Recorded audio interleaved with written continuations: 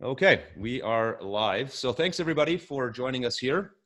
This is Justin Popovich, Tools for Motivation. Hopefully you recognize my voice by now. If not, now you will. And we have Chad Fullerton joining me today as well. Chad, say hello. Hey guys. Chad's from Fullerton Media. Chad's been a longtime partner of myself and of our company, Tools for Motivation, for many years. We've done a number of projects together. And Chad just likes to hop on the trainings with us just because we have a lot of fun running these things together.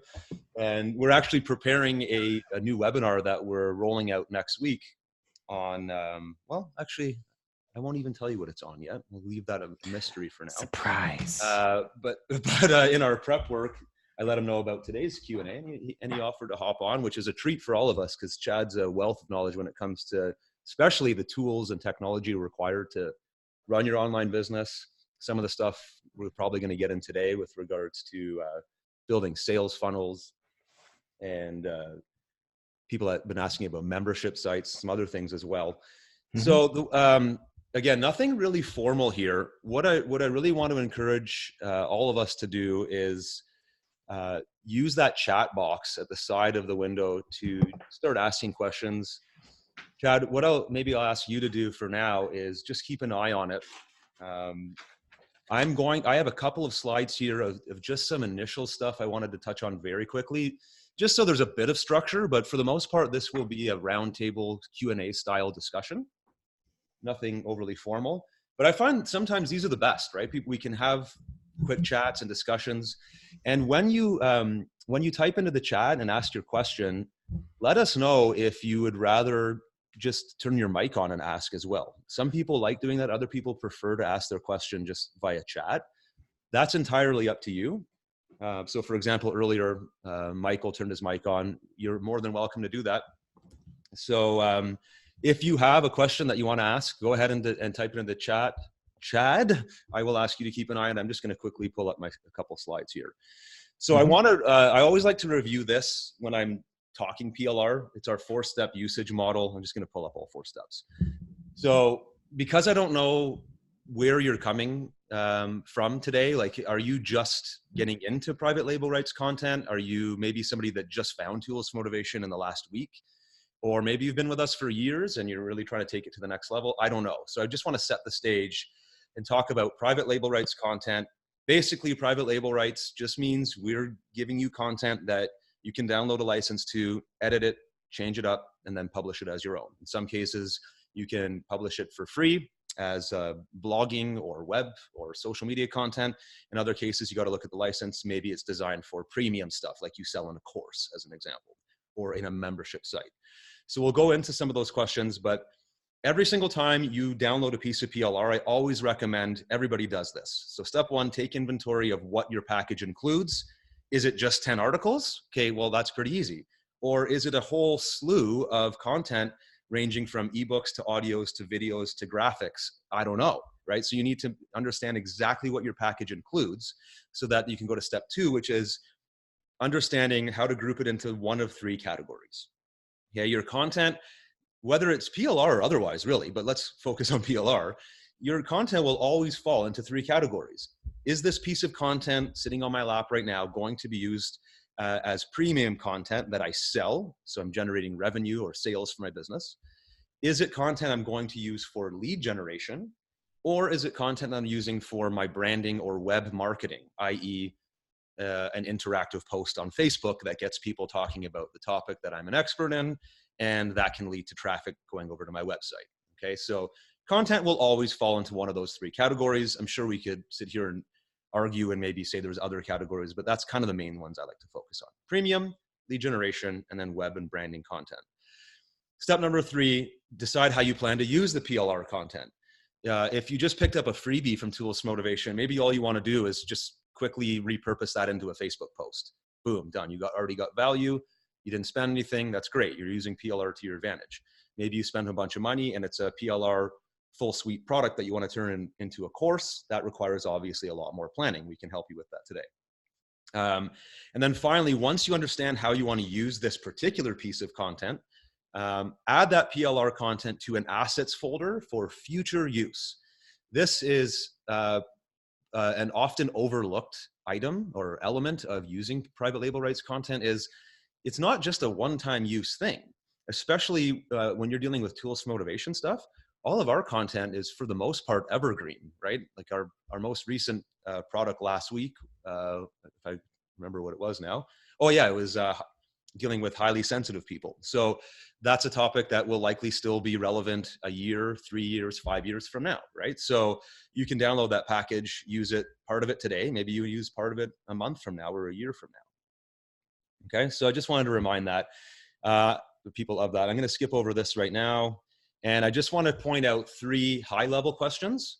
So over the holidays, for the past week and a half or so, we've been taking a lot of questions at the help desk and with a reach out campaign. These were the big ones. People asking about how to use PLR for membership sites to build, sell, and manage their sites, using PLR for sales funnel and list building. And I have some slides we can go through. And then using the audio content. That was actually I was asked at least 5 or 6 times when I was going through the different tickets. So we can get into some of the recommended ways of using audio and talking specifically PLR content. But for now, I guess, Chad, have you been keeping an eye on the chats here? Yeah. We have a couple questions.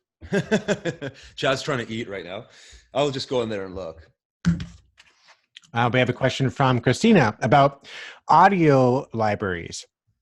So how do you price an audio library and the best delivery method for doing that? So that's a great question about audio content. Lots of audio questions. So we have one from Anna about when using PLR as a lead magnet to grow your list, is it wise to offer the audio in the case of an ebook as an upsell? Okay, cool. So let's look at both of these. And then the first thing I'm going to point out here, actually, let me change my sharing settings. Sure. To my desktop. And can you let me know when you see that, Chad? Yeah, not yet.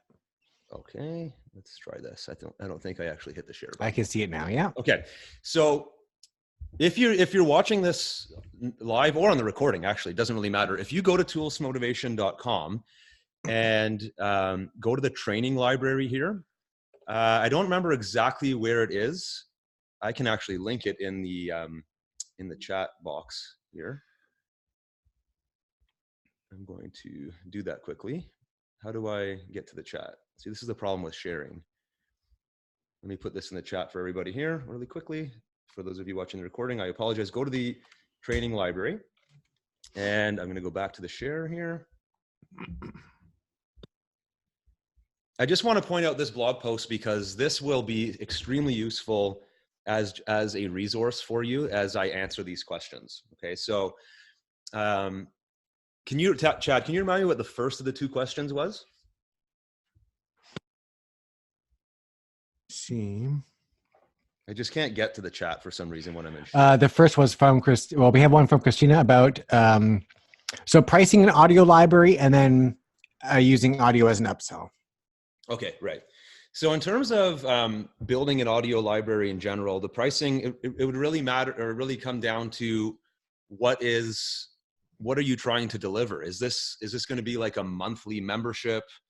Is it a one-time lifetime membership type of thing where, hey, join today and you're going to get access to an ongoing motivational resource library? Is it going to be is that just one feature of a larger membership where people are basically getting a whole bunch of stuff and the audio is just a component of that? She's saying monthly membership. It's a monthly membership. If that's all you're offering, then what you want to keep in mind with regards to audio is the competitive products out there. So for example, Audible. I don't actually remember.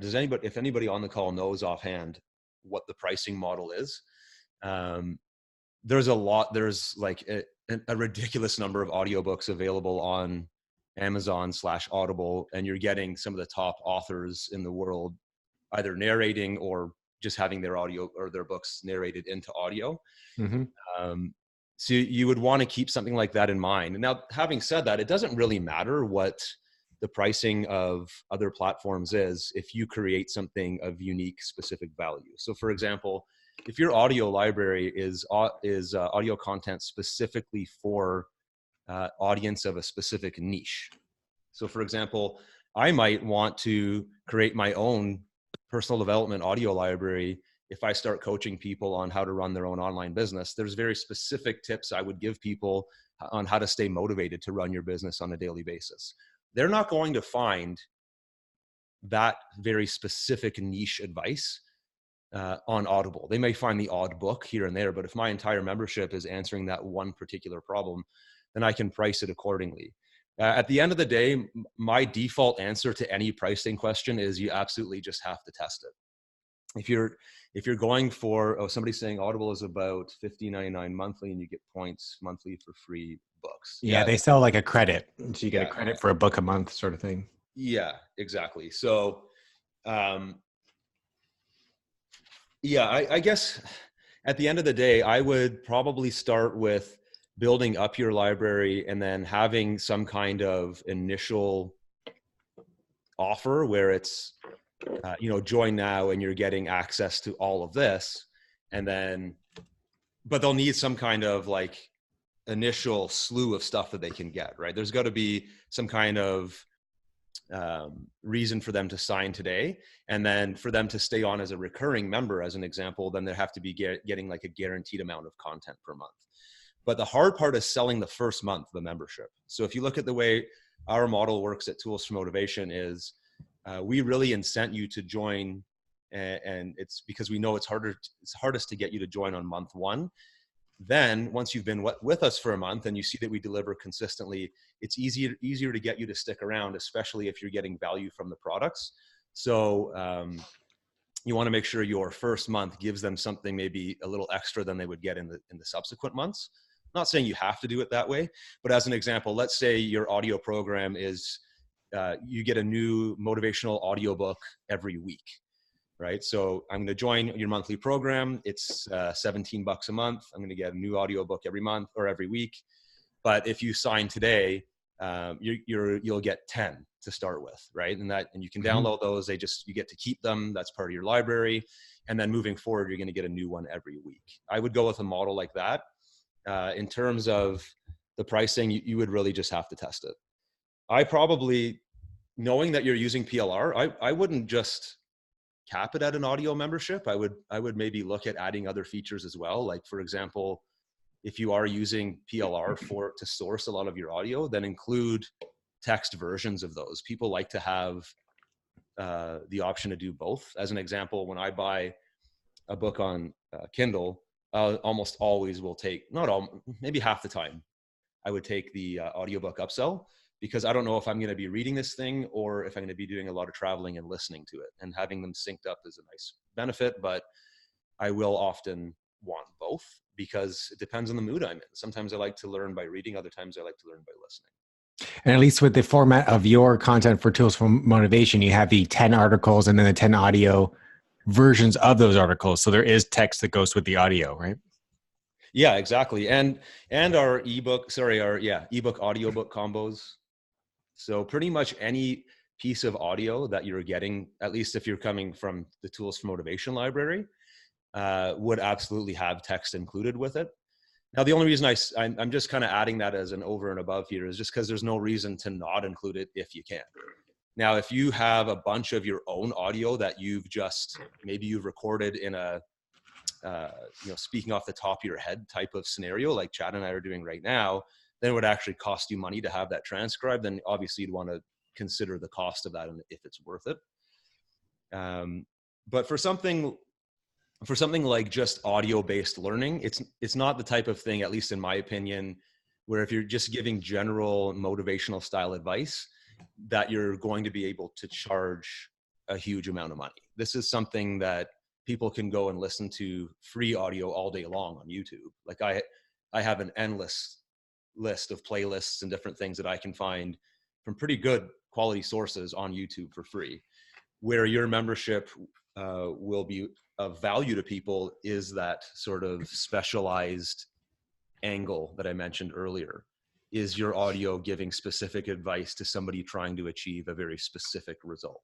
Yeah, maybe Christina can help answer that. So is it, Christina, is your audio library going to be you actually recording audio yourself, like custom audio, or is it PLR audio that you're thinking?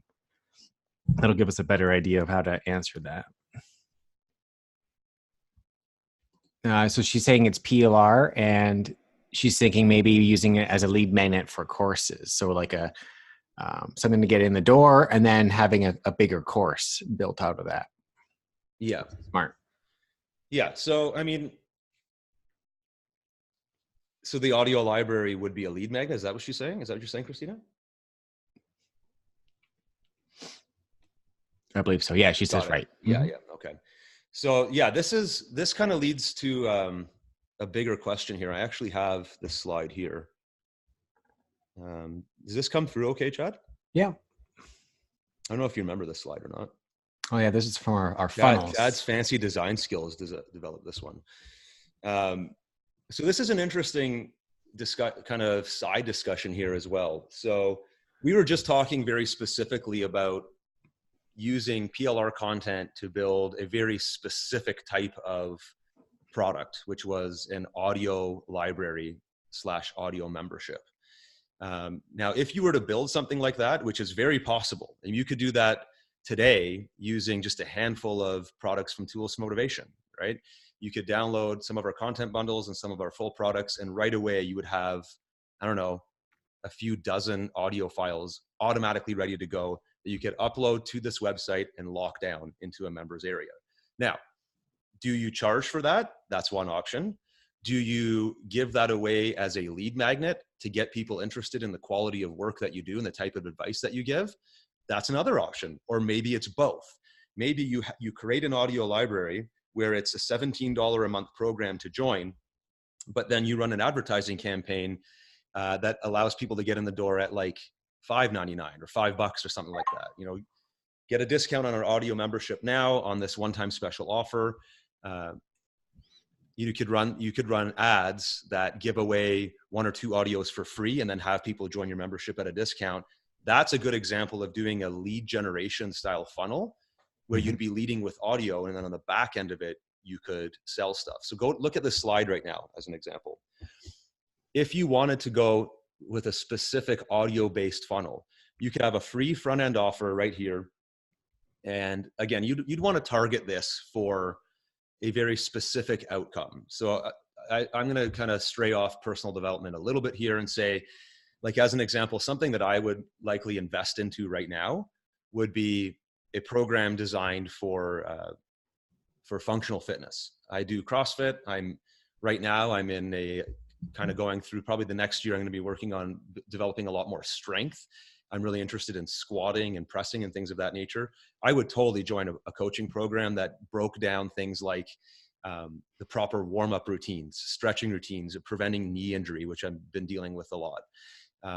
That's very specific advice. If you offered me on an advertisement right now on Facebook that said, download my, these 2 short audio podcasts on the key exercises or key warm-up strategies for people that squat heavy and don't have knee problems or something like that, right? I would totally sign up to your list to get those free audios. And then if you presented me with an offer that says, in our library over here, we've got tons of archived episodes of different things you can do to develop your strength in the coming year. Normally it's a X dollar a month program, join it for $5 or whatever. I would seriously consider joining that. And then whether I did or not, you take me to some private area. So right here, a download page where I get to download my free advice that I wanted to learn about.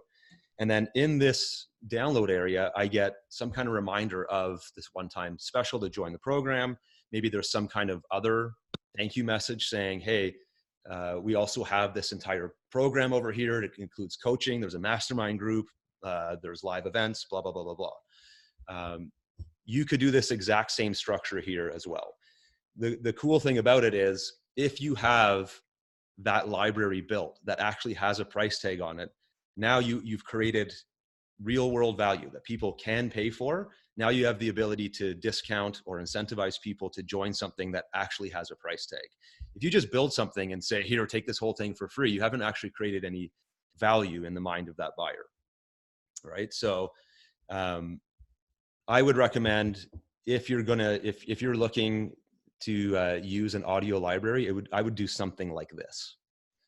Because again, the audio in and of itself has value, but where you're going to make your money is in building larger packages. Like I think you mentioned earlier in your question, some kind of course or members area or series of courses that they can join. The audio warms people up and shows your potential customers, okay, this person has a lot of value to offer. What else do they have? So I would definitely lean towards using it as lead generation, prospecting.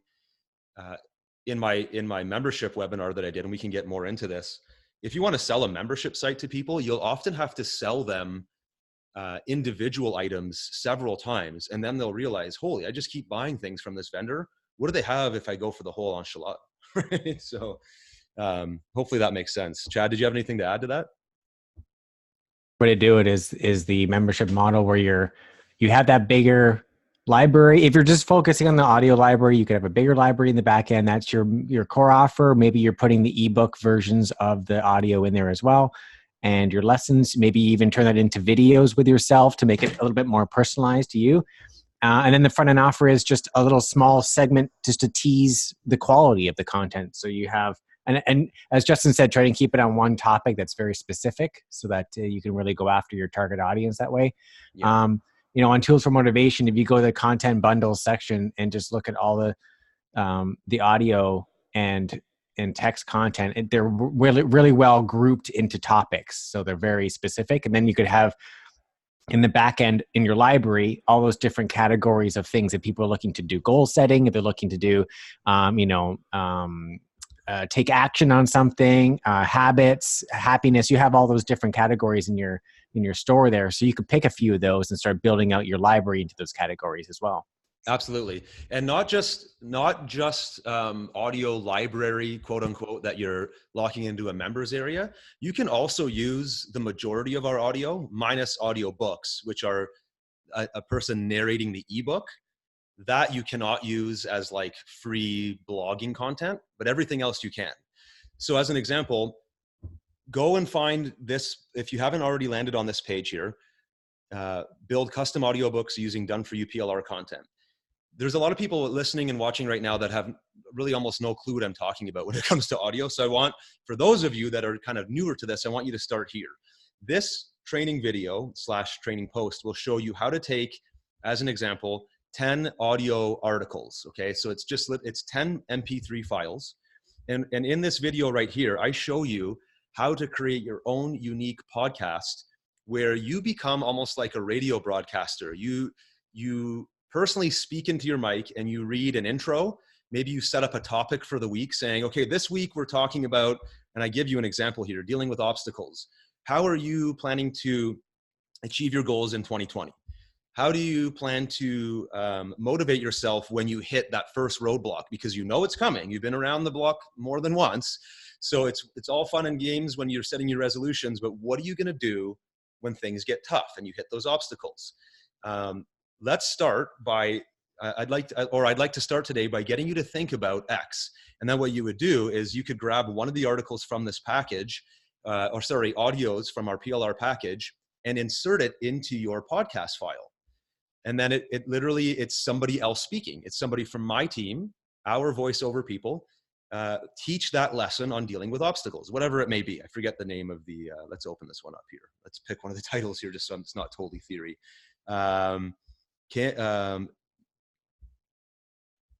Obstacles from lack of education. Okay, how do you overcome something like that, right? So if that's you and you just don't know enough about your topic, how are you going to overcome that?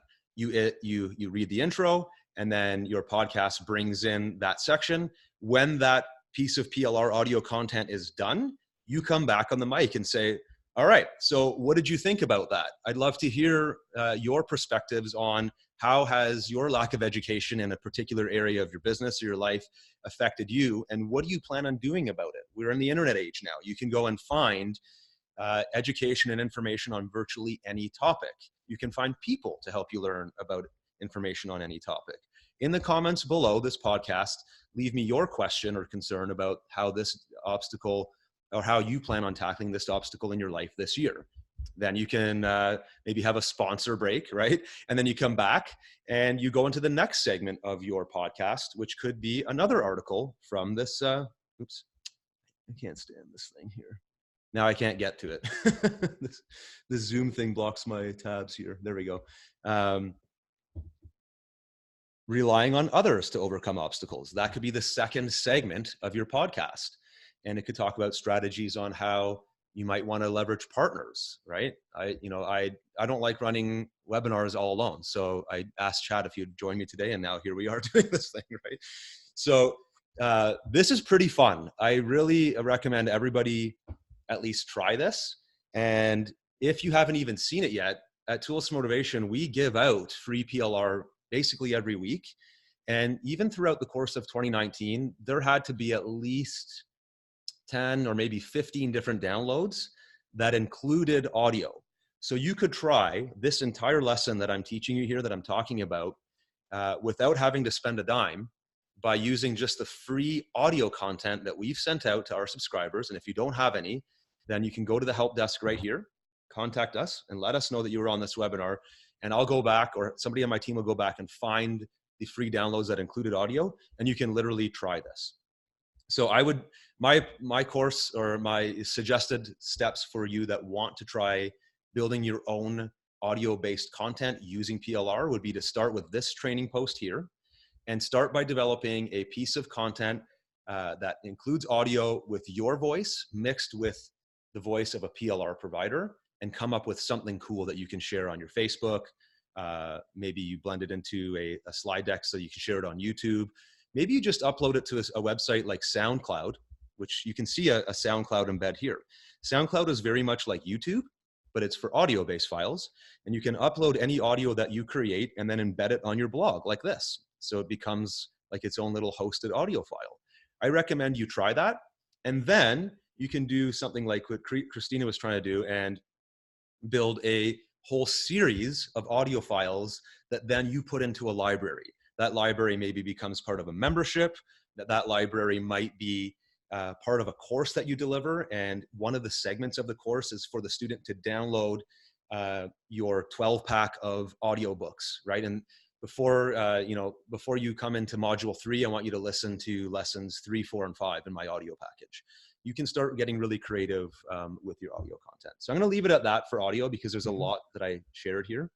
Now, I hope we answered your question, Anna, as well, just about upsells. So, of course, yes, you can have audio as the upsell. So you would sell the ebook first, and then you can sell the audio as a, if you're busy and you're on the go, here's an audio version of what you just purchased, and you can sell that easily as an upsell. Yeah. In our training blog here, we actually go into, it might be on page 2 or 3. We actually have, I'll have to look it up after, but we do have a whole training blog post about using PLR to build offers with upsells. So you might want to take a look at that particular strategy. I've also shared several other training videos where I get into funnels, upsells, how we structure them at Tools for Motivation. We do it a little bit differently than some other companies do, but you can get pretty creative with it. Absolutely, it's a great way of doing it. Buy my ebook, and then before you check out, hey, do you want the audio version? A lot of people in the personal development / self-help consumer market will take that offer. I do, like I said, at least 50% of the time, I'll buy the audiobook when I'm shopping on Kindle, or even just for any kind of book online, just because I like having that option to listen to it, because I'm often on the go or going to the gym or whatever. Absolutely. Yeah. And I was just about to say, which leads us into this question from William about just trends in 2020 and what we see coming in the PLR industry. Podcasting, just in general, has been around for a long time, but it has been taking off a lot in the last 2 years. Into 2019, especially, I'll post a link actually to a podcasting report that just came out for 2019. Podcasts are huge this year. Everyone's sort of focused on podcasts now instead of blogs, because podcasts are an easy way to build credibility quicker, right? Because they're listening to you, they're listening to your voice. It adds your personal brand out there. And so, like the stats this past year are pretty incredible. Almost 60% of times where people spend time listening to podcasts more than social media now. Over 55% of people that listen to podcasts said that they purchased or made a purchase for something that was mentioned in the podcast. So it can be used as a free form of PR, of advertising your own brand, but then also you can sell your products in your podcast. You can mention that you have an ebook available, you have a new product coming out next week, and you can pitch it in the podcast. And people are making a lot of money that way by offering a free podcast, but selling their products as mentions in the actual episodes. Yeah, and a lot of podcasts now are actually video based. I don't know if you've Yeah, noticed. Like SoundCloud is an Tim easy way. Ferriss still does his all audio, which I think Tim Ferriss is still the biggest podcast, I believe. Yeah, we've covered like SoundCloud before, and SoundCloud's an easy, free way to just host your audio for your if you're doing podcasting, and there's other audio hosts out there. But then turning that into a YouTube video, there's a lot of tools out there that have come out in the last 6 months that can convert your audio into visual waveforms. Or like you've probably seen the YouTube videos where you see those sort of animations of the audio volume of the sound. And you can have tools that will convert the audio into a video now for you and post it right to YouTube. So you have not only you're building your SoundCloud channel, but you're building your YouTube channel as well. And then you can put those on your blog, as Justin mentioned. So now you have a blog post, an audio podcast, and a video on YouTube as well. So it's really great way just to syndicate the same content into 3 or 4 different locations. Yeah, and just to kind of, I'm just going to pull up something different here on the slide. Just to kind of give another perspective on that as well. I try to keep an eye on almost every question that comes into our help desk. I don't hit them all because there's a lot now. But what I'm finding actually, because this was like a trend style question, is that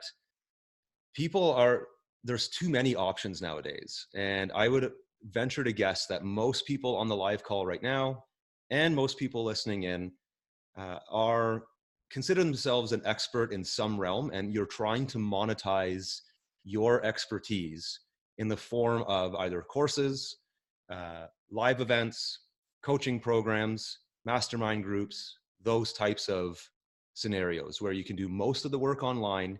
Mm-hmm. You can deliver your expertise to your niche market and get paid healthily to do so, far better than you would have been paid, let's say, at a corporate gig, right? So having said all of that, there are very few things you need to do to actually make money as an expert, right? You either have to have a course or some kind of live webinar or coaching program. It could be something simple like this, where it's a weekly webinar where people log in through a private link that you give out. And then you need a buy button or some way for people to send you money.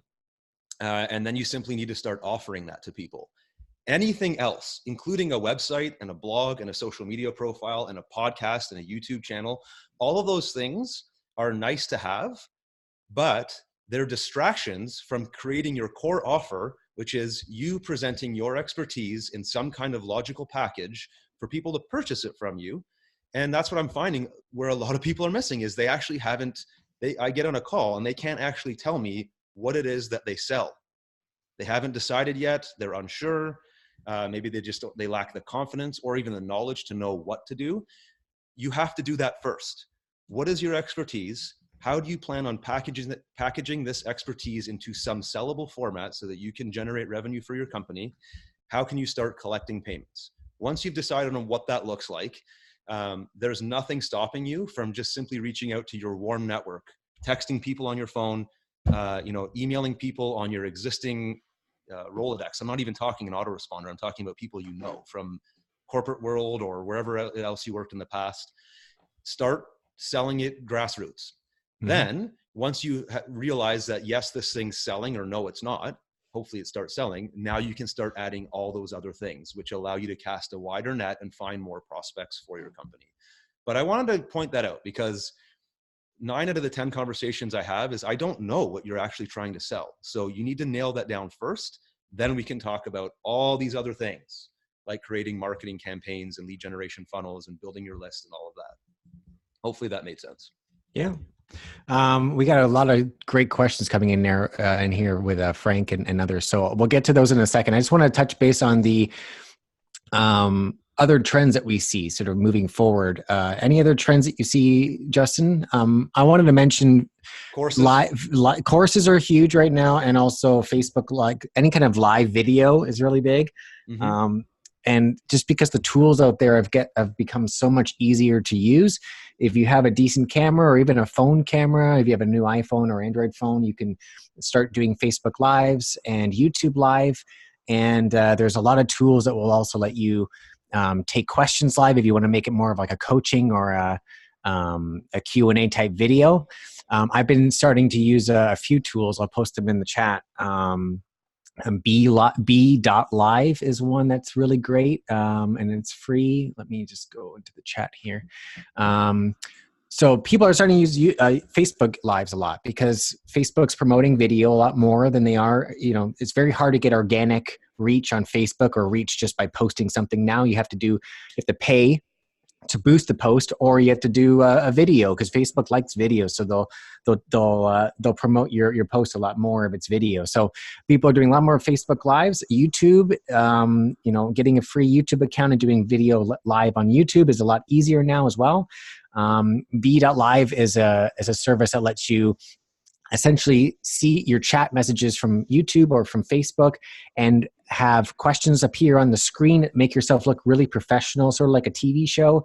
And it's really simple to use. It's not as complicated as old tools used to be. So that's a great one to check out. And also, I've been checking out this new tool that just came out recently to stream your live video into different platforms and do that really easily. So before you had to use a tool called Restream, which is what I used before and have an account for Restream.io.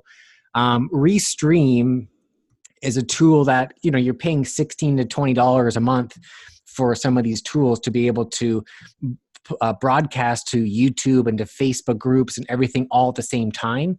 But instead of doing that, instead of paying for that, there's this new tool that just came out called Ustreamer, which is free for 3 different channels. So you can pick between YouTube, between Facebook groups. They have a whole bunch of different platforms you can choose. And you can broadcast a live video to 3 platforms all at the same time for free, which is really great. So yeah, video is a big thing. And podcasting and courses, using platforms like Teachable and Thinkific and there's a whole bunch of course platforms out there, but building out courses, and then you can sell those courses for higher price tags, and then turning that into a membership later is another popular thing that's I've seen a lot this year. Yeah, really, really good point about live stream or just any kind of video sharing. And the thing is, a lot of like, at least for me anyways, the people that I follow lately are doing pretty short videos. It's not like you need to do anything overly complex. Yeah. Like the one guy I follow, he literally just turns his phone on every day when he's walking home from the gym. And, he's kind of in that, that motivated headspace. So you leave the gym and you're kind of pumped, and he just talks for 5 minutes, and it cuts in and out. Sometimes he probably doesn't know what he wants to say next. So he shuts the video off, turns it back on. It's not even really stitched together very well, but at the end, it's like a 4 or 5 minute video of some pretty cool ideas. I value this guy's style. I like his ideas. And he's literally just, like Gary Vee says, he's documenting his hustle. He literally just turns on his camera and talks about what's on his mind that day. But because I go to this guy for some fitness motivation, he's way ahead of where I want to be. So I want to listen to him because he's achieved results in his life that I haven't. And that's really all you need to do is solidify yourself as the expert that you are. Make sure people are aware of what it is that you do well, and then document your day to day. And sometimes people that are just getting started, they want to get to where you're at for that particular thing, that topic that you're good at. You don't have to share anything overly complex. It's just what you're currently working on. And that's often enough for people to learn just through almost osmosis, just by being associated with you. It's kind of like they can hang out with you virtually without actually knowing you. So it's very easy to do. It's really the hard part is, can you do it consistently? The people that I follow the most religiously are the ones that do it every day. Like they never miss a day. They're constantly pumping out new content. And a lot of the time, if you go back and watch, what they did last Monday was the same as 3 weeks ago, almost the exact same message, but it almost doesn't matter because you just want to keep hearing from this person. Exactly. So Frank has a great question just about he says he's starting in the PLR biz and he is learning from his PLR content, but now he wants to start selling the content. So he's curious about some sub niches that are in the self-help field that he can target in order to build his list and get his business off the ground. I would say, just to start out, if you just on your screen, Justin, just load up Tools for Motivation in your store there, you got a whole bunch of sub niches that you can take a look at on the store on the left side panel there. Yeah. You can go here. Like all those topics are great starts for sub niches. Yeah. I mean, you can answer that question in one of two ways. So you could answer it by saying, well, go to Tools for Motivation and look at all these topics, which works sometimes. But I wrote a report a long time ago that kind of drew the analogy to you don't go to Home Depot and load your cart up with a whole bunch of tools and lumber and stuff and then go home and go, what am I going to build? It's the other way around. You decide what it is I'm trying to do right now. Am I building a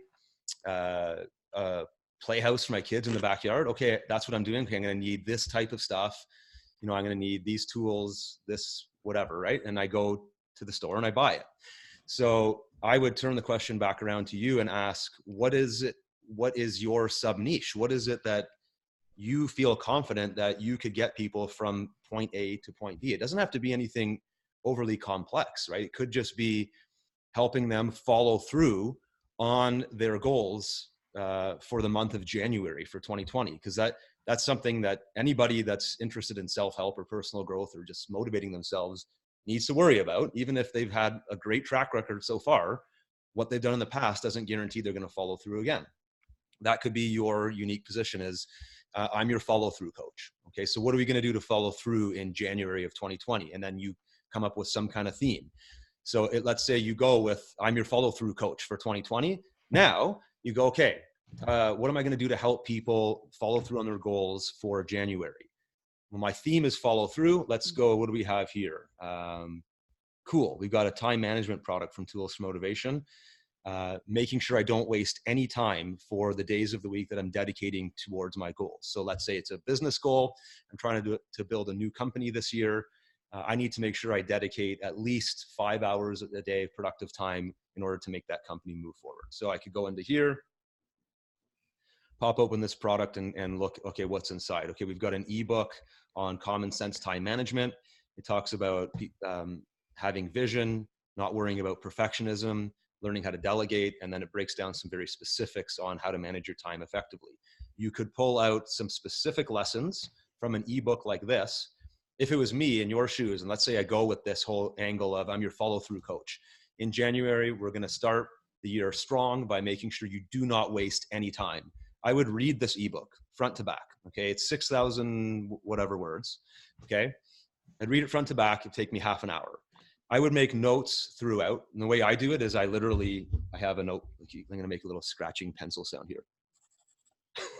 Okay, I've got this note. I've got a whole slew of notebooks that I keep around my laptop. I literally make some notes that maybe a word or two that just cue something in my brain.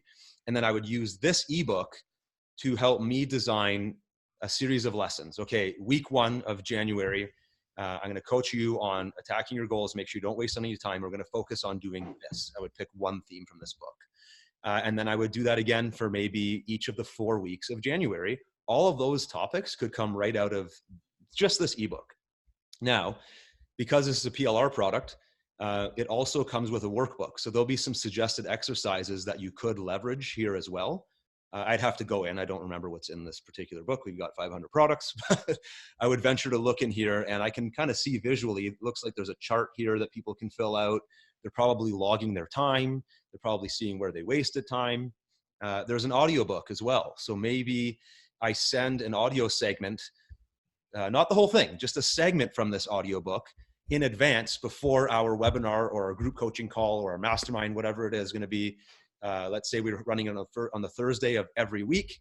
I want you to listen to this segment before you join our group session on Thursday. Okay. And then when they get to the session, you're going to go through one of the exercises here. You're going to go through your specific lesson that you pulled out for week 1 here. And that's it, right? That could be literally all you're using PLR for, is to help guide you on this coaching program. I just literally like came up with this off the top of my head, but I'm just giving you some creative ideas as to how you might want to use something like that. It's a long-winded answer to basically saying, niche it down to how do you want to help your audience, and what do you want to be in their minds. You're their coach for helping them get stuff done. You're their coach from overcoming procrastination. You're going to help them develop a stronger self-esteem this year by every day giving them reminders of positive self-talk. We had a recent launch on that topic. It did really well, right? So whatever it is that you decide to be for your audience, then go and find the PLR to help you solidify that message in their minds. What do you think, Chad?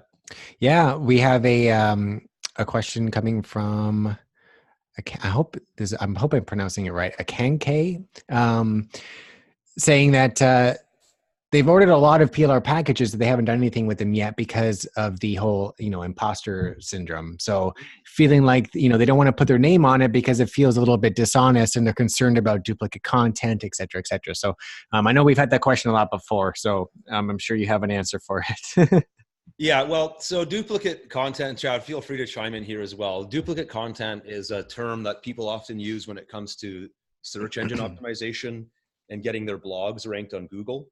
I have yet to see somebody syndicating an article and have their site slapped off of Google. Like you can literally see, like, news websites are a great example of this.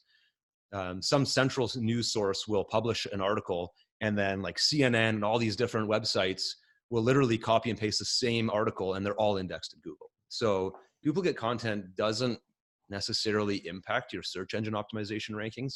I think that's maybe a bit of an older answer to the question.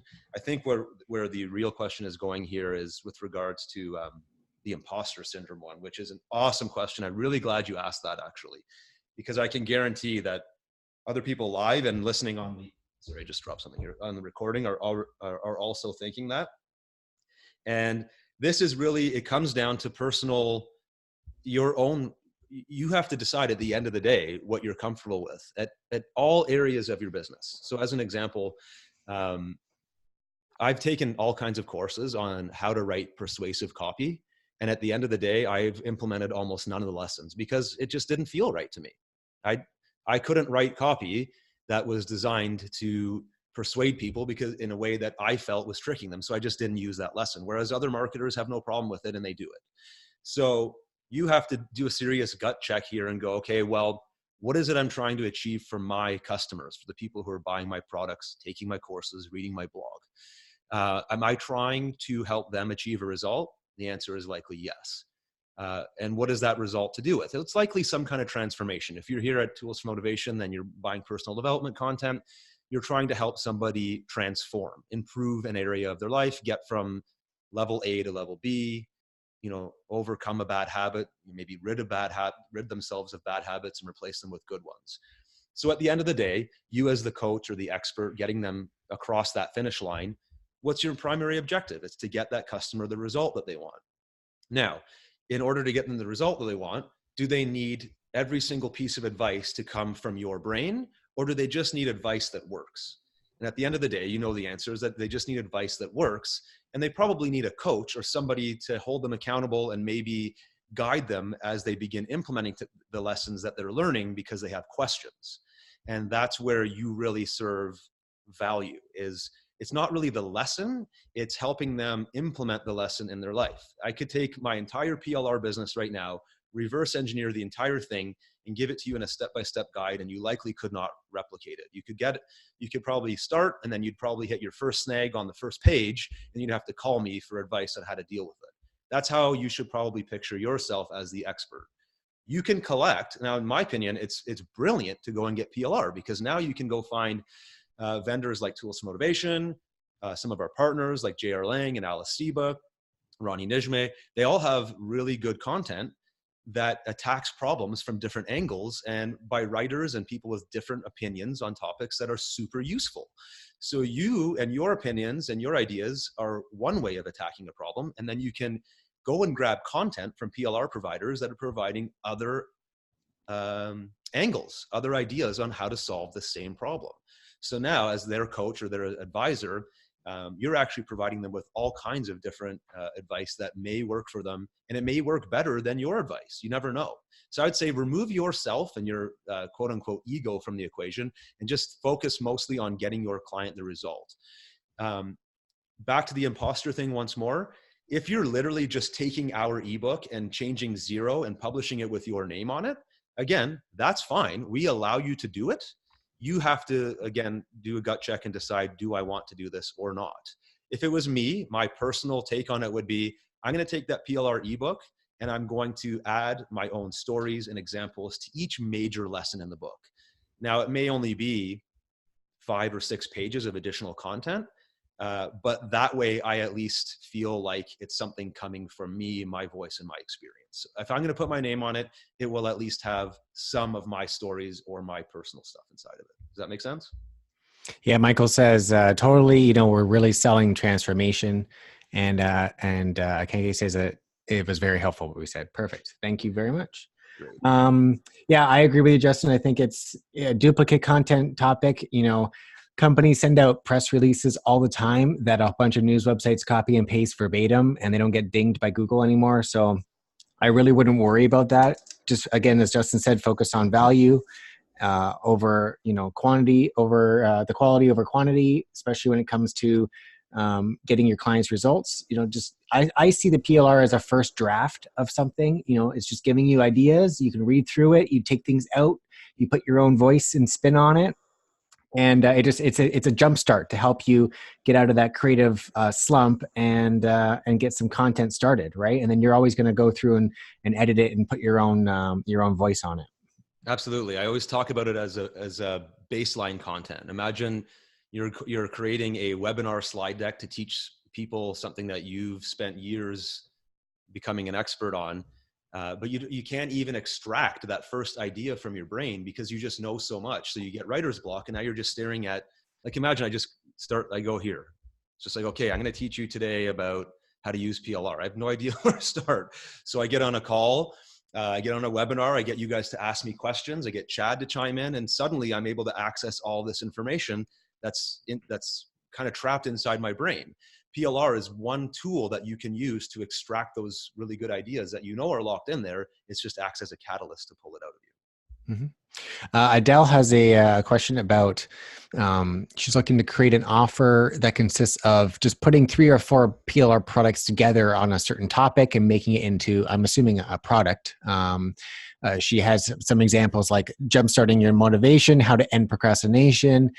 She's just wondering if that's a good idea to sort of combine things and put them together. And I say absolutely. That's sort of that's one of the advantages of PLR, right? Yeah. You can cherry pick the best parts that really talk to you. When you're reading through them, you're like, you see connections between products, then definitely go ahead and smash them together and make something new. Absolutely. And we already had somebody ask about this privately on the chat here today. We just promoted an old webinar from Chad and I earlier from 2019, where we went through this whole idea of cherry picking a piece here and a piece there of, I think it was 6 different PLR packages from Tools for Motivation. And at the end of the day, we had a full course. Chad designed this whole thing, actually. You remember this whole thing, Chad? Yeah. Unleash Your Higher Self course. So we actually, not only do we recommend doing it, we have an entire templated example with a training video and Word doc templates that you can fill in. So I'm making a note of this right now for anybody that wants that, that's either watching live or watching the replay.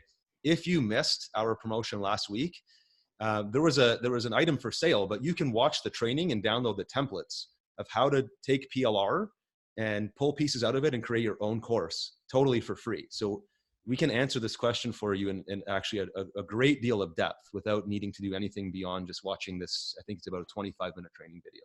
Mm-hmm. Yeah, that was a good one. I'm going to include that link in the follow-up here, DIY link in the follow-up.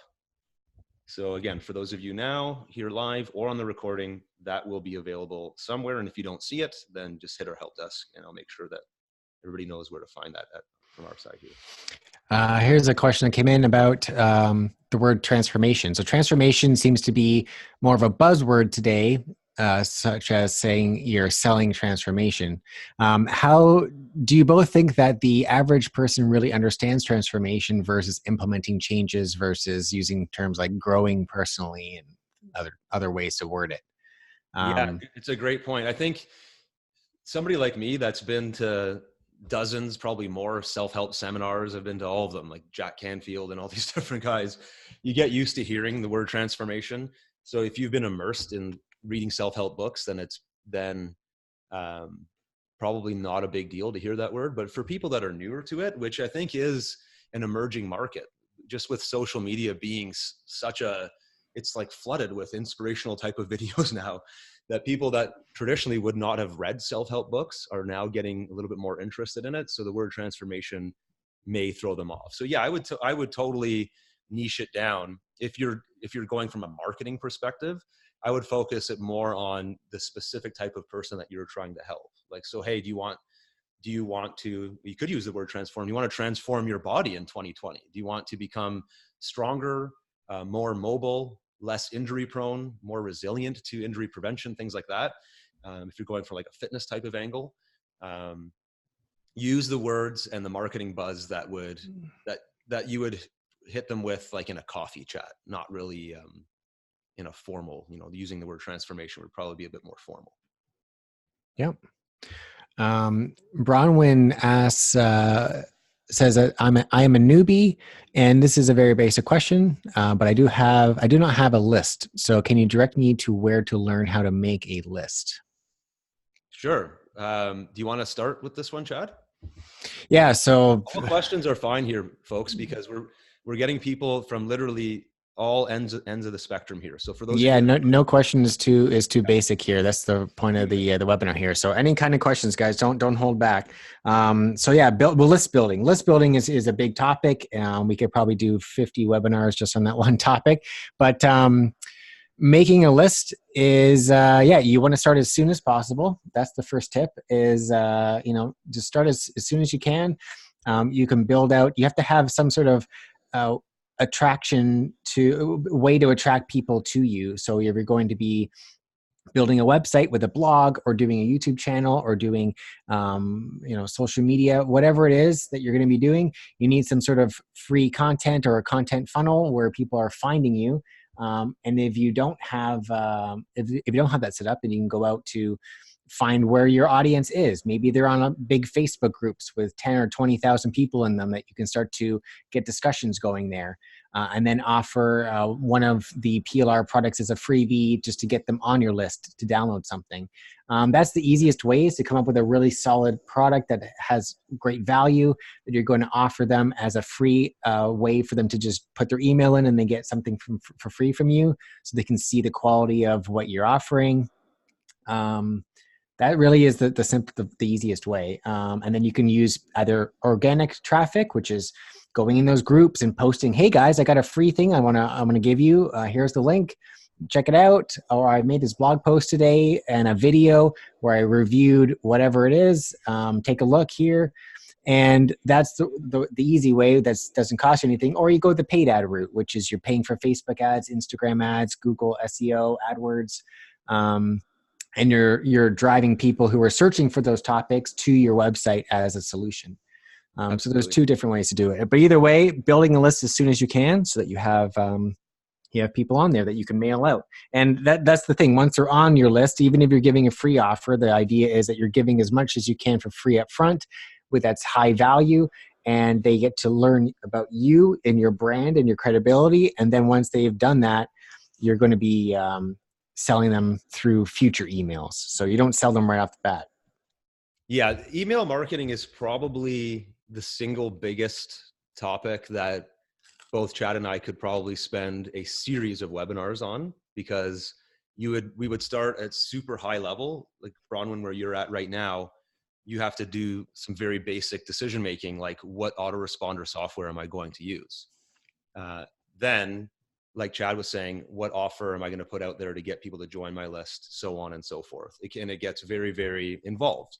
So go, for anybody that's interested, go to our contact page and hit the help desk and ask our team to send you a webinar replay that Chad and I did where we got into more email marketing advice. That was back in February. And you can also visit our training blog right here. This is actually on the first page. So if you go to toolsmotivation.com/training, currently at the time of this recording, it is the third blog post down called Email Marketing Tips, Tricks, and Personal Advice. There's actually a few. There's another one here on email automation right below it. And there is a third one somewhere else in our library here. So I would just keep searching all the ones where the title says email marketing. And for anybody that's new, start there, watch those. Also watch that webinar replay that I mentioned. And that should give you quite a bit of material to start with. And that actually leads me back. I think somebody else was asking earlier about autoresponder content. So let me quickly, if we missed your question, by the way, anybody, feel free to re-ask it. We will not take offense, and we're not deliberately ignoring you, by the way, if we didn't see it. Yeah, so I just posted in the chat room 2 services that you can check out if you're just starting out and you don't have an email list or even an email autoresponder. 2 that are free. MailChimp has been the go-to that everyone uses from the past, but they've changed their services a lot in the last year, and their prices are really high now, and they are also really clamping down on marketing emails. 2 better services, in my opinion. One's mailerlite.com. The other is moosend.com. Both of those offer free accounts for up to 1,000 people, your first 1,000 people on your list. And their prices are very competitive and really good. MailerLite is great for deliverability. It has very similar tools to ActiveCampaign, which I know myself and Justin use, which is expensive. And it has very similar features to that, but a fraction of the price. So if you're just starting out, definitely check that one out. And get your first 1,000 people on your list, and you don't have to pay anything for it, and just try and get that first 1,000. And once you have 1,000 people, you should be able to start selling them offers and start making money to upgrade those services. Absolutely. That great tip, Chad. And also it's a great place to start using free or cheap, because you can always export your list to other software as well, other tools if you decide to change. So don't worry about picking the wrong tool now. Both Chad and I have several times have built our lists on one platform and had to move. So you can always move. It's not, it's not the easiest thing in the world, but it's not super hard either. And it's always good learning experience to do it. Mm-hmm. Yvonne earlier asked, I just wanted to touch on it because it is related. Would you speak to pulling out pieces of PLR for an autoresponder series? Perfect.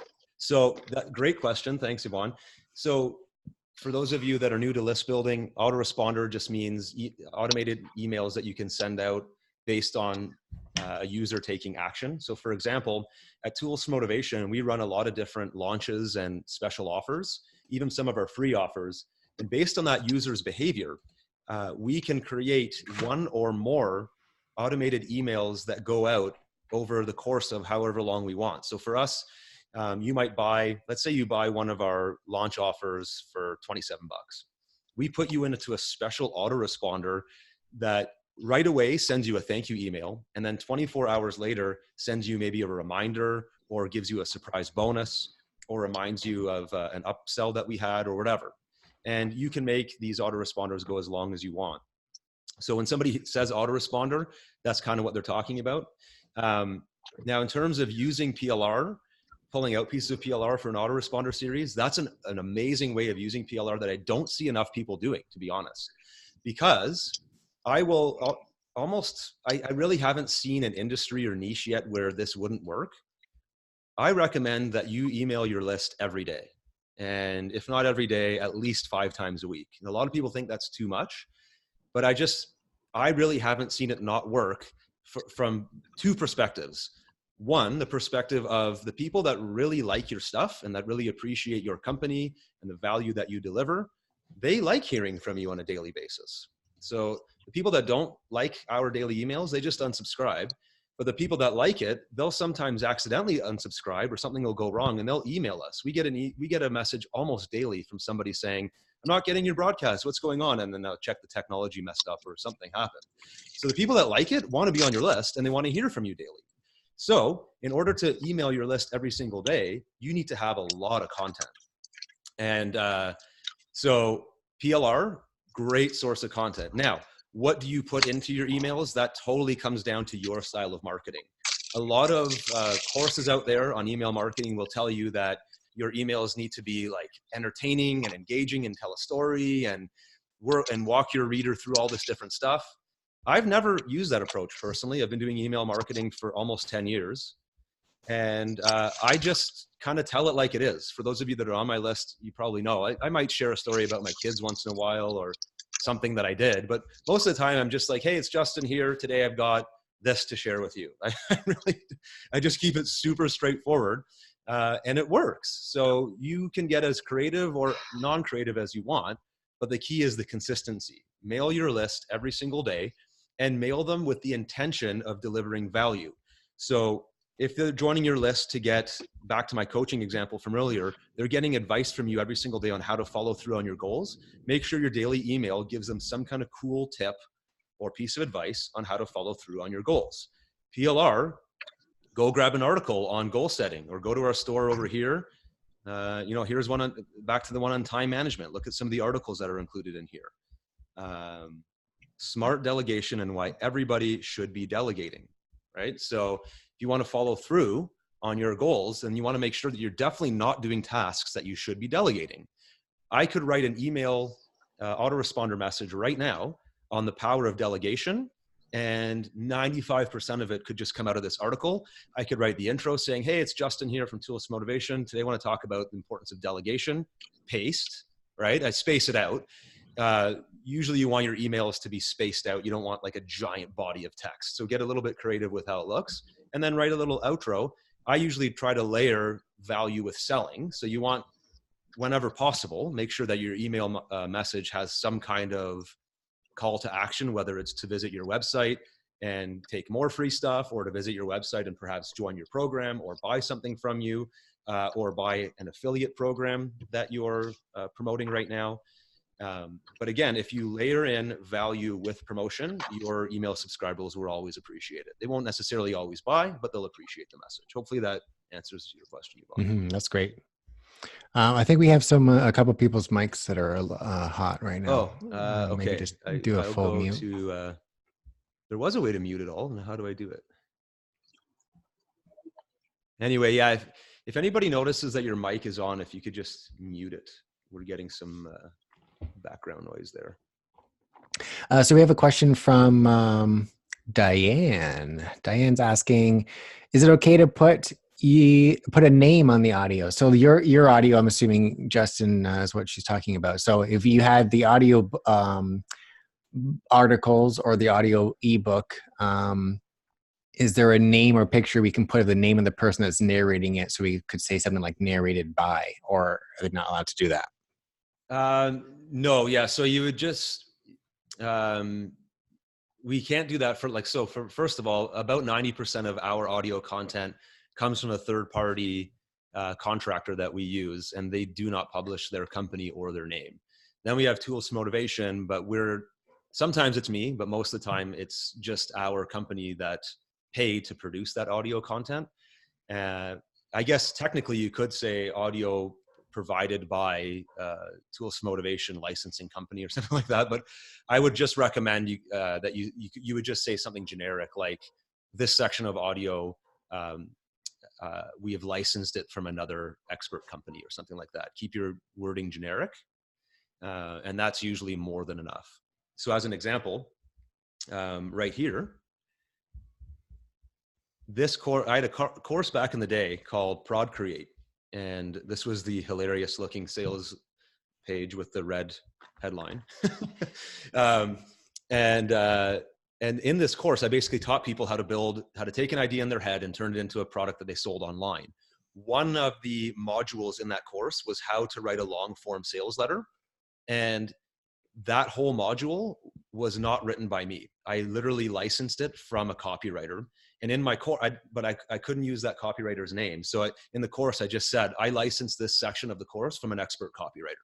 I literally told them that. So I basically came out and told my students, this is PLR. Nobody cared. They followed the template. They got the results. So I would just stick to that kind of approach for that.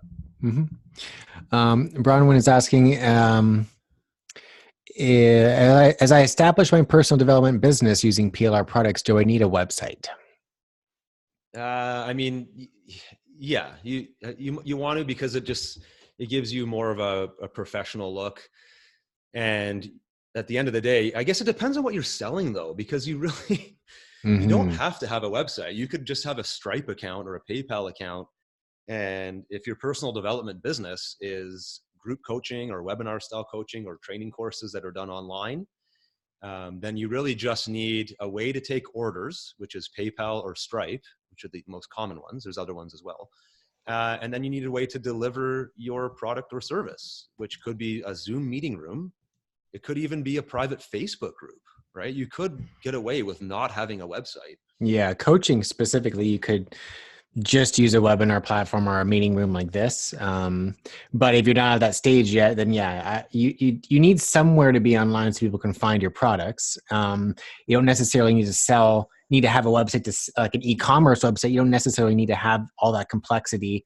If you are doing, for example, courses, there's platforms like teachable.com, which you can use to just have a course, and they take care of payments and everything, and they host your content, your videos or your ebooks or whatever you have. So you technically could get away with selling courses or on Udemy. Udemy is another one. It just gives you credibility to have a business, right? Yeah, if someone searches if you're looking, your question specifically said personal branding, right? Yeah, personal development business and establishing your own brand. So if you're trying to focus a brand that's with your name and your image, then definitely you need some sort of personal website, because people are going to search for you on Google, and you want to have your own website that you control the content of, so that people can find you easily, and that builds the credibility for whatever else you're selling.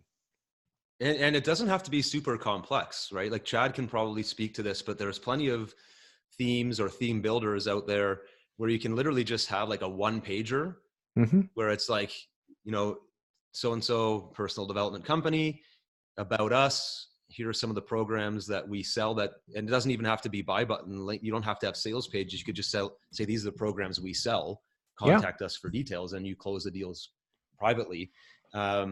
But for somebody just starting out, yeah, I would not spend a huge amount of time on it, because really what you really want to focus on is getting your initial revenues in the door. Figure out how you can start making sales, and don't let something like not having a website stop you. If you have a good product or program available, spend all of your energy getting that in the hands of the right people, so that you can get clients, testimonials, most importantly, revenue, so that you can then source the website to be built from revenues.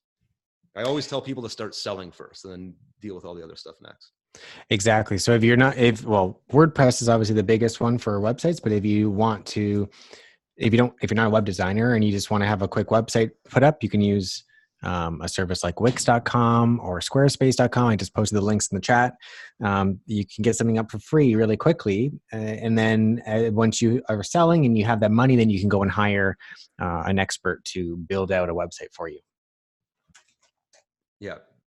And I know there's more questions coming in. Just to kind of close that thought though, it's very tempting to say, okay, well, I'm going to spend the next month getting my website built and getting my Facebook fan page put together and our social strategy and getting the autoresponder.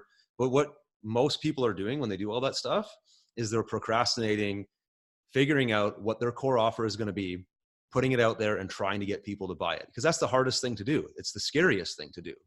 So if you're a software developer, you develop the most high risk, most expensive feature of the software first, because there's no point in developing all these side bells and whistles if the core components of your software platform don't work. Same thing goes for your business. If you can't sell the course, the coaching program, the mastermind group, the live event that you intend on doing here with your business, then having a website and having all that stuff doesn't matter. So don't let that kind of stuff distract you from your core goal here. Exactly. Michael was just asking about platforms and mentioned Skillshare. Skillshare. Yeah. Skillshare, there's a lot of them. Thinkific is another one that people use. One of the reasons why I like Teachable, I've used Teachable. They've added a lot of features in the past year that have made them stand out as an option. Um, if you're just starting out and you don't have even a PayPal account or a Stripe credit card account to take credit cards, they have a new feature that lets them take the payments for you, and they handle taxes and affiliates and a whole bunch of other things that the other platforms don't do. So if you are just starting out, you don't even have a PayPal account or a Stripe account, Teachable is a great way just to get started making money. That's really what it comes down to. It's the most flexible, it's the simplest, it has the lowest rate. And if you're just looking to make a course and start making money right away, then they're the quickest to do that. Exactly. So if we go back to Bronwyn's question saying, do I need a website to start my personal development business? Eventually, yes. But you have PLR. I would say, why don't you develop your first course? You need like a core course that is like the foundation or the platform that your company can now be known as. You know, what do? We're in the personal development business, and we deliver courses on whatever. So we could go back to my example earlier on follow through. Right? we help people follow through on their goals or their objectives in business or whatever it may be. Now you can go and say, all right, I'm just for now, because Chad told me to on this webinar, I'm going to sign up for Teachable because it sounds like a great platform, has an affiliate program, blah, blah, blah. Boom, sign up. Now, what am I going to do? I'm going to develop my first course. So I've got a bunch of access to Tools for Motivation products. Let's go through this catalog and pick and choose different sections from the ebooks and courses and workbooks and modules from Tools for Motivation, and we're going to build version 1 of this course. Maybe it requires you narrating some stuff over top of it. Maybe you're taking some of the slides and turning them into videos. Now you've got a course that's unique to you and your voice and the things you want to teach your people. You upload it to Teachable. Now you've got a course ready to go and up for sale. You don't have a website yet, but you have a course. To me, that would be like an awesome first step for someone like you, Bronwyn, because it's like you can hit the ground running today after this webinar. Literally just do those steps. Sign up for Teachable, start outlining your course, maybe on like use PowerPoint or even a piece of paper if you have to. Decide what's going to be in your course. Okay, it's going to be 6 modules. It's covered over 6 weeks or whatever. Here's what I'm going to cover in each of the weeks, and then start literally filling that in to build your course. If you need help, use that DIY training that I mentioned earlier that I'll be sending out in the follow-up for this. Yeah, like I'll just give you an example. Let me get into the chat room here. An example, here's an example of someone that I follow that his name's Kevin. He's a real estate agent and he does real estate videos on YouTube. So he's making 6 figures right now. I'll see if I can find the video where he actually shows his Teachable account. He doesn't have he doesn't need a website. He has a YouTube channel where he's posting YouTube videos. He's getting he's built up this community on YouTube with his channel, and he just directs people to get his course. If you like his content, he gives away free advice in his YouTube channel. People find it really valuable, and if they really want a more comprehensive training, they go and get his course on Teachable, and he makes a lot of money from just the Teachable course. And he doesn't even need a website for that. You just have your YouTube channel, you're building a community and an audience on there, and then once they like and trust you, then they'll check out your course and maybe consider buying it. And then you don't need a website for any of that. You could just have Teachable, your YouTube, and that's it. Yeah. And I actually found the link. I'm going to post this in the chat. So this was the do-it-yourself course that Chad and I taught. So hopefully you guys can see it. I'm going to paste, where's the chat here? I'm going to paste the link in right here, and then I'm going to walk through it really quick. So right here, free training. So you watch this video, it's 28 minutes long. This will show you a simple method for building your course. Right below, this is a summary of the steps. There are templates for the course curriculum that we built, and then an empty template to build your own course curriculum. So Bronwyn, you'd want to start here. This will save you a lot of time. And there's an offer on this as well to get PLR content to follow our exact example, but you don't need it. Just watch this free training, and this will probably get you 80% of the way there. And then it's kind of up to you to decide what you want your course to be. But Chad spent a ton of time on this training and this example, so this will give you way more in-depth look at this stuff than we could cover on this webinar. Yeah, we could probably do another webinar just on e-learning platforms and Teachable and stuff. There's a lot of content there. Oh yeah, definitely. So maybe another future topic. Any other questions that I missed? Let me just make sure. Yeah, I'm going back through. I think I answered all of them so far. Any other questions? Just post them in the chat. Oh, there was one here. Or did you cover it already? Building a 5-day course from Michael? Yeah. So should I start building a 5-day mini course first, or a 4-week course? So like a mini course or a longer course. I'm assuming you're talking about like a video course or like an actual like course content and not just an autoresponder email type course. Yeah, I think I kind of know the context of this. So this is a good question. So basically Michael's wondering, should I start with like a mini course? At Tools for Motivation, we offer in some of our products and our launches a 5-day mini course repurposing of an ebook. Mm-hmm. So imagine a 6,000 word ebook. Earlier, I showed you guys the one on time management. Somebody on our team took that 6,000 word book and broke it into 5 sections that it's the exact same information, but it's just 5 sections that get delivered out over the course of 5 days to people that join your list. So it's a different way of building your list. Instead of saying, hey, join Justin's cool motivational blogging list, and I'm going to give you my 5 best tips on time management right now in an ebook. I'm saying, join my list, and over the next 5 days, you can take my 5-day course on time management. It's the exact same advice, just delivered in a slightly different way. It's more effective for list building.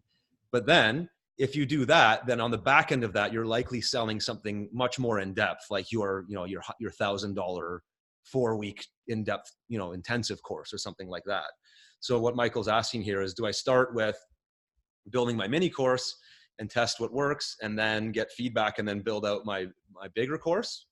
Or do I go the other way around? And really, I can't give you a definitive answer because I've tried both methods and both have worked for me. This course right here, Prod Create, I already had a warm list of people that knew who I was and had been buying PLR from me. I went into that list and I said, I've developed a course that teaches you over the course of 4 weeks how to take a specific piece of knowledge from your head and turn it into a digital product that you can, like a downloadable product that you can sell online. And I'm going to teach it to you over the course of 4 weeks where we go through A, B, C, D. All I had was in my mind, I knew what I was going to teach on the 4 weeks. I didn't actually have everything done yet. And I put a sales video together explaining what the 4 weeks would be. I knew what I could teach in those things. I just hadn't built the slides and the exercises and the handouts yet. And I put it out there with a $500 buy button, and a bunch of people signed up. So then I built the course.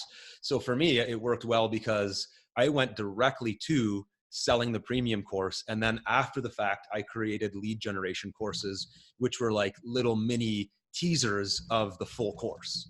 So I started by building the premium one, tested it, it made money. So then I proceeded with the rest. Would you be wrong in going the other way around by putting together a mini course first and building your list and then trying to sell people on the back end of it?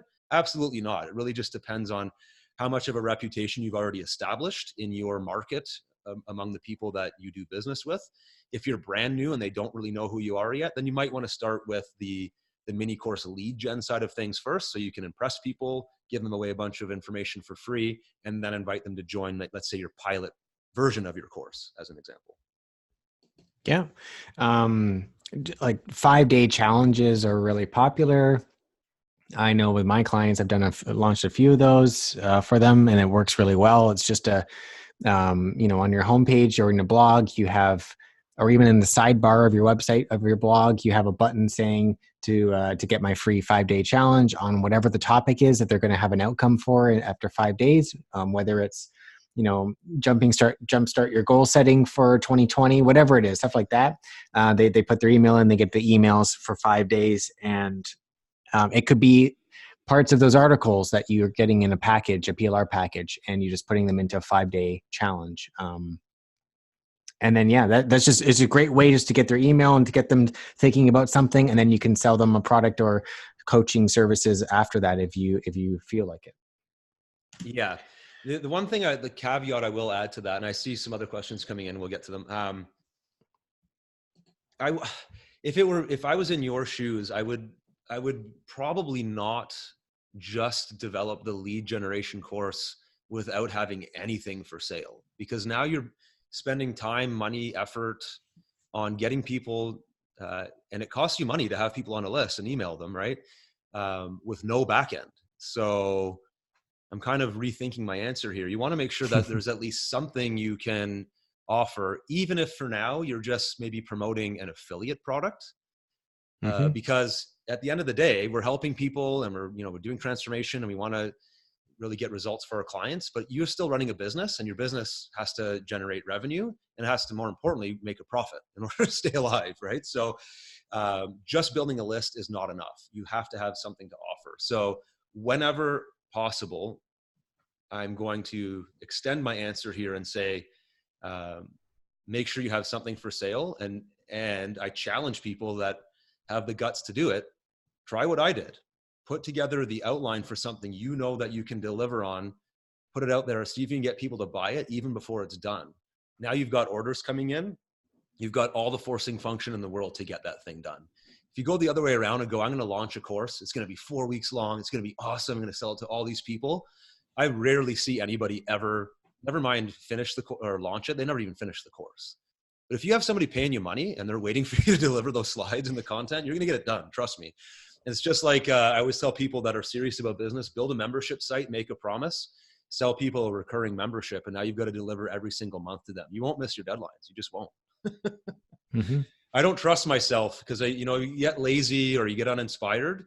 But if those payments are coming in and there's customers waiting for stuff, that's plenty of motivation to get your work done. Yeah. So once you have your list, you can email out saying, look, I am, one method I see happen a lot is they'll do a survey or they'll poll their list. So they'll say, hey, I'm thinking of making a product on this. I've been asked a lot about this topic.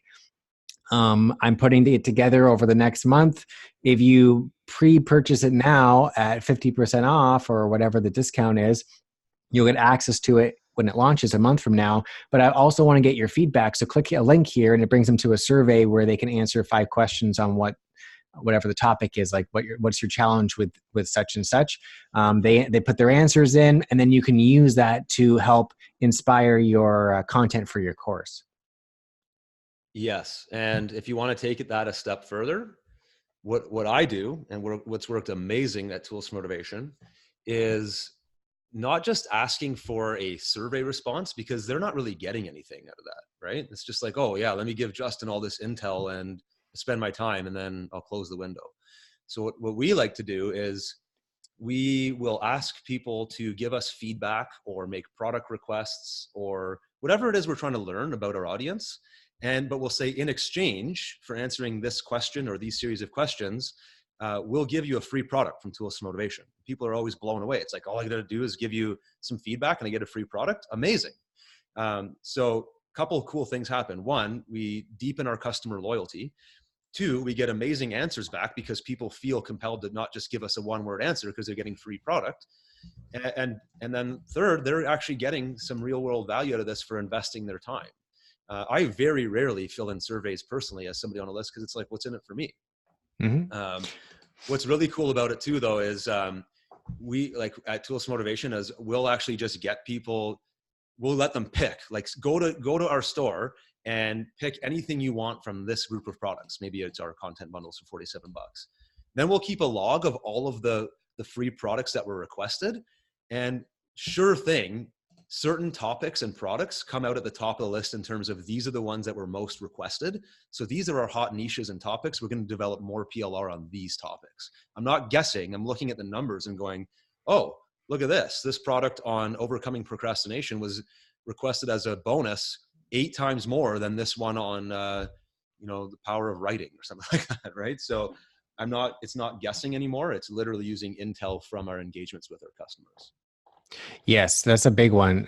If you do have a blog, we mentioned having a blog for content. One of the questions that we just answered earlier was about, how do you pre-sell or know if it's going to work, right? So if you have a blog and you are posting your articles, one of my clients I just recently had that did a leadership coaching. We went over her blog, and she had maybe 50 blog posts over the last year. And there was two blog posts that stood out that had maybe 80% of her traffic going to her site, and she didn't even realize it, right? So if you go into your Google Analytics, which you hopefully have set up on your blog, then you can go and see which blog posts are getting the most traffic and where that traffic's coming from. So you're able to quickly narrow down, okay, this blog post about this topic is getting the most attention. And then you can build your 5-day challenge around that, build a course around that topic, and know that your audience is interested in that. You can also ask questions in an email autoresponder of, maybe you have 5 blog posts on different topics, and you can, when they first join your list, you can send an email out automatically saying, hey, here's my 5 most popular read blog posts. Check them out. And you can have 5 blog posts in that email just linked. And what happens is you can track what links they've clicked in your emails. So you're able to now segment that list saying, oh, this person clicked on this blog post about leadership, and this other person clicked on a post about whatever it is, positive thinking. So now you know what they're interested in because of what they clicked on, and you can start to see what your audience is interested in most. Yeah. I just had a totally different idea as well for going back to Michael. Because I was just talking about bonuses, right? Are you done with that thought, Chad? Yeah, go ahead. I didn't want to take away from it too much, but at the same time, I didn't want to lose this train of thought. Mm-hmm. So I was talking earlier about, not just asking my customers for survey results, but giving them a reason to give me an answer by giving them a bonus or a free product. Yeah. Okay. So going back to Michael's example, let's say he wants to go with just the lead generation 5-day mini course with nothing on the back end, but still generate revenue and profit for his company. How about this? And I have a whole training. I can't find it right now on my blog. It might just be on YouTube. You get a bunch of PLR from Tools for Motivation. You get people on your list. Now, while you're building your brand and you're establishing a reputation with those folks, they're going through your 5-day mini course. They're starting to trust you more and more. They're getting great tips from you, but you still don't have your own core product in the back end to make money on. Maybe you find some really good quality affiliate training training programs with an affiliate program that you promote as an affiliate. You're going to earn commission. Well, they're on your list now. You can send them over there and say, this is a great course, go buy it. Or you could say, you could cut a deal with that affiliate and maybe get your subscribers a discount. I would do that for 1. And then 2, I would say, strike up some kind of starting and closing date where you say, I'm going to send you, you're talking to this third-party program and say, I'm going to send you all of my customers. I'm going to promote you for the next 3 days, give them a 30% discount, and I'm going to build a bonus for them. If they buy my course, your course through my link at this discount, I'm going to give them bonus A, B, C, D, and E. If you don't have any bonus content, use the PLR from Tools for Motivation to do that. And what I recommend with bonus content is extend on the item that you're promoting. So as an example, Chad, you have a new course coming out in the new year, right? It's for new entrepreneurs. Yeah. Mm-hmm. Right. You're taking them through just like business basics right through to building a website and selling stuff, correct? Correct. Yeah. So if this was me and I didn't have any core products to sell of my own, but you were coming to me for advice on, let's say, general business, well, I could have you go through my 5-day mini course. And then I could say, hey, Chad, I've got a whole bunch of people joining my list right now. Can you do a 50% off coupon for the first 2 weeks of January? I'm going to do a campaign for you. Anybody that goes to my 5-day course, I'm going to mention your training program 4, 5, 6 times throughout this course and the special deal that I've cut. If they buy it, I'm going to deliver them a bonus. And in your case, it would be maybe some additional sessions where I'm teaching some of my own advice, similar to what you're doing, or I'm just giving them PLR ebooks that take whatever you teach. So let's say one of your topics is accounting, right? Maybe I get a PLR ebook on accounting and they can download my bonus over and above Chad's teaching. So that, I don't know how well I explain this, but Using PLR as custom incentivized bonuses on other products that you're promoting is a great way to earn money quickly without having your own core products ready yet. And it gets that revenue coming in. So you actually have some cash flow to make more confident decisions in your business. Like, hey, what do I want to do first for this next course that I'm building? Do I want to hire someone to help me with the design of it? Do I want to get the website built out like Bron was looking at doing? Having cash flow to do that and not just 100% pure effort by you is really, really awesome. So I would recommend something like that. Yeah, affiliate products are the best when you don't have your own core product yet. But not Because there's just so promoting them many. as an affiliate. Like people are like, well, I'm just Yeah. going to sign up to the so-and-so's affiliate program and then put a link to it on my blog. Like, no, like you need to, if you want to make good money as an affiliate, you need to take these extra steps. You need to cut deals, add bonuses, feature that product, tell your customers why, offer support over and above, saying, if you buy this through my link, I'm going to go above and beyond for you. It's just effort most of the time, or maybe getting a bit creative with PLR. But none of your competitors will do this. And I know it works because I can show you guys screenshots. I'm not here to brag or whatever, but like any affiliate contest I enter, we win because we do these kind of things. These are principles that have worked over and over and over again since we've had a decent sized list since 2013. So I highly recommend you try this stuff. Yeah, your custom bonuses are great because it also gets people seeing the quality of your content as well, while you're piggybacking on the affiliate launch of whatever product that you're linking to. So now they're going to say, oh, they check out that product that they just bought, but hey, Justin's bonuses were just as good. Or some people I'm sure some people buy it just to get your bonuses that you offer because some of your bonuses are insane. So Yeah, you just yeah. And it's not always just like, oh, here's a whole bunch of stuff because you yeah. bought. Like your bonuses don't have to be huge. They have to be valuable. So what's working really well for us right now is, let's say I promote another PLR launch. One of our best partners is JR Lang because she has a huge amount of content and it's really good personal development stuff. Now what we're doing is we're really realizing that we're getting higher conversions. We're making a better affiliate commission when we take JR's content. I actually email her in advance, or I have a Skype call with her, and she sends me a bunch of the content that's going to be in her launch in advance.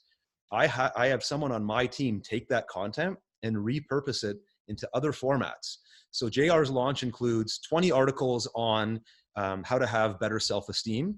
My team then turns those articles into graphics, into videos, whatever. I don't know what it may be, but we're extending what this vendor has already done. And all you have to do is buy JR's product at the price it's already at, simply through my link, so that I get the commission, and you're going to get all this extra stuff.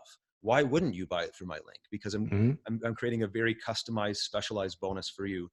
In my case, it's just effort. I happen to have a business that's big enough that we have staff that they're just standing by waiting to do stuff like this. If you're not at that point yet, you can do it, but it's just effort. You just need to add a few extra hours, take that affiliate product that you're promoting and do something over and above what's already packaged in that product. Now your list has a cool, really neat reason to buy through you, and they'll want to support you because they see that you're going the extra mile. Creates a great business, long-term relation, like a great synergy with your customers. You become more like friends. Carol says, this is such valuable information. Thanks for all of this. Awesome. Thanks, Carol. Michael saying, it's like having a mini launch. I love it. Yeah, absolutely. Yeah. Affiliate promotions can be mini launches, and a lot of affiliate programs offer very, very generous commissions. Like in some, you get 100% commission on the front end of some launches, which is unbelievable. Exactly. It's just like selling your own product, really, when you get 100% commission, right? Yeah.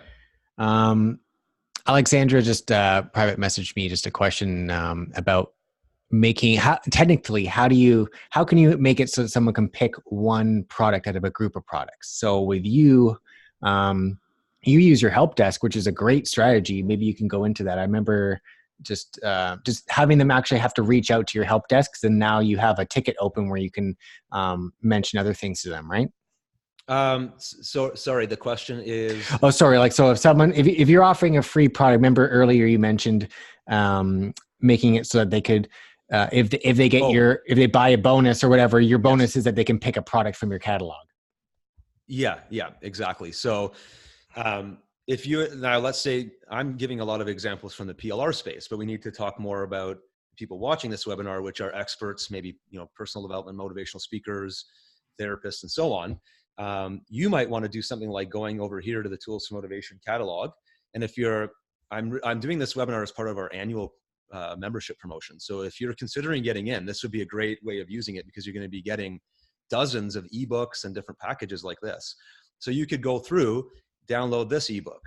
This one's called Unapologetically Attacking and Achieving Your Goals. So there's another ebook. There's ones on time management. This one's on overcoming loneliness. Each one of these has its own cover. You could put a price tag on it. Now you have this little catalog, and you could literally just publish each one of these images on a single page or inside of a storefront on your website or wherever, even in an email if you want. Here's our catalog of items to choose from. That you don't have to do anything else. Literally just give them the PLR ebook with your branding inside of it, and those become bonuses that you offer people when they take action on something, whether it's an affiliate promotion, joining your coaching program before a due date, during your launch campaign, some kind of combination. Yeah. And then, I wanted to, this is like totally unrelated, but Michael's asking, I know he asked it earlier, which full products or bundles that have a squeeze page. So at Tools for Motivation, we don't actually do that. And I'll tell you why. Going back to, and actually, let me expand the question. So Michael's asking about squeeze pages or done for you sales pages. Many PLR or private label rights companies are offering or have offered these types of features in their packages over the past several years. The reason we stopped, we used to offer it, and the reason we stopped was because we're so well in tune, and we talk to so many, like literally hundreds of our customers every month. We know what pieces of our products are being used and what aren't, and those were just features of our tools that were being used by so few people that it wasn't worth continuing. And when we polled our audience on several different occasions, we were kind of at a crossroads. We said, all right, we're building out our products. We're looking to expand our product line. At the time, we were literally doubling the amount of budget we were putting into building our products. And we were saying, look, we can include different features in our products. Do you guys want audiobooks? Do you want more social media content? Do you want squeeze page, whatever? And audiobooks came out by far at the top. Workbooks were another big one. Social media content was another big one. Those are all far, far more expensive than just developing sales pages. So we had to make the decision in our company. Not enough people were using it. So when you buy a package like this, I'm going to open up the not sorry one. You're getting a lot of stuff here. Fortunately, you're not getting a sales page, but you are getting a lot of other features that were not previously included in the past. So workbooks, professionally narrated audiobooks, lead generation report, pre-written email series, on and on it goes. That's just a decision we made as a company. And quite honestly, so few people are just using this ebook as literally go to the sales page, read why you should buy this ebook, click the buy button. Most of the time they're not. Most of the time they're going to our store and they're grabbing, somebody earlier was asking about spirituality. Here's one. They're grabbing 5 articles about spirituality, then they're getting an ebook about time management, and they're going over here and getting a lead generation report about loneliness. They're stitching all these things together with some of their own content. They're making their own video. And at the end of the day, they've got this bundle of content that's completely unique to them and their brand, that the sales page or the squeeze page is completely obsolete at this point. It's talking about something that doesn't even really make sense because they're picking and choosing chunks of PLR into a larger vision, if that makes sense. And I'm glad you agree. That's awesome. So you'd rather have a social media post than a squeeze page. Yeah, honestly, that was the feedback we got from like 9 out of 10 members that we polled. People just wanted more usable, transactionable content like this, and not so much things that were static to the ebook.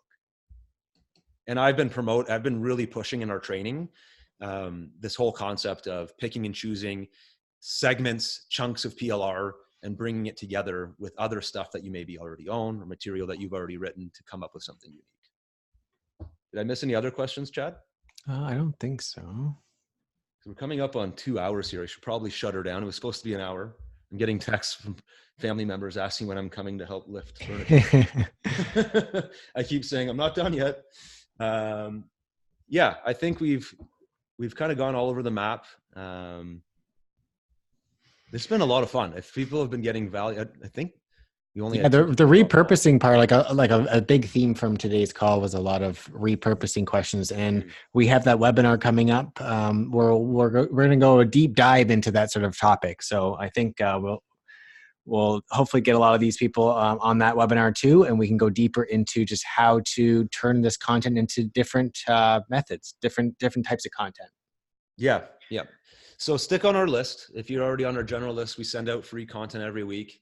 If you're in a position where, like Bronwyn, Michael, a few of the others, where you're going to be developing courses, and then once that course is for sale, then you're likely adding more material. Maybe you're tacking on a membership site or a coaching program. You're going to need all kinds of lead generation content. You're going to be doing email marketing.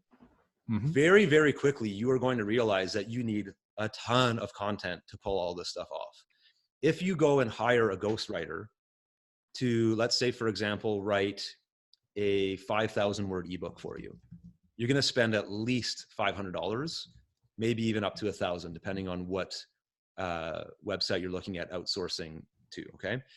The current promotion we have right now is $495 for a year of access to Tools for Motivation.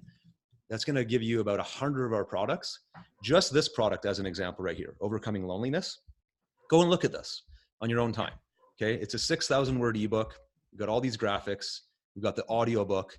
This product alone costs us, our true cost of producing this with all the different contractors, editors, voiceover specialists is around $3,000 for just one of these. Okay. You're going to be getting 26 of these throughout the year, plus all the content bundles, weekly tip sheets every Wednesday. I don't want to turn this into a giant sales pitch. I just believe in this program this much.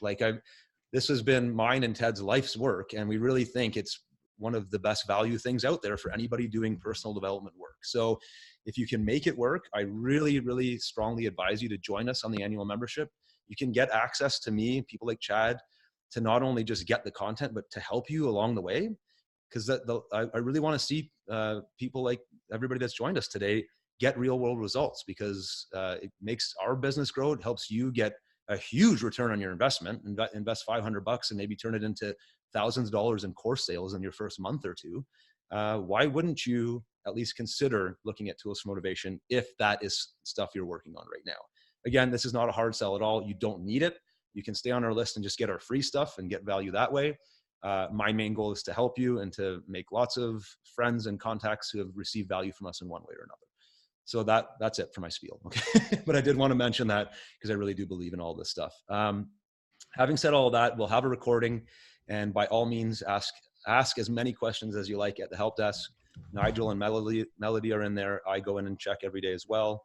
My cell phone number is on the contact page as well. Give me a call. Just text me first if you have questions, and we'll go from there.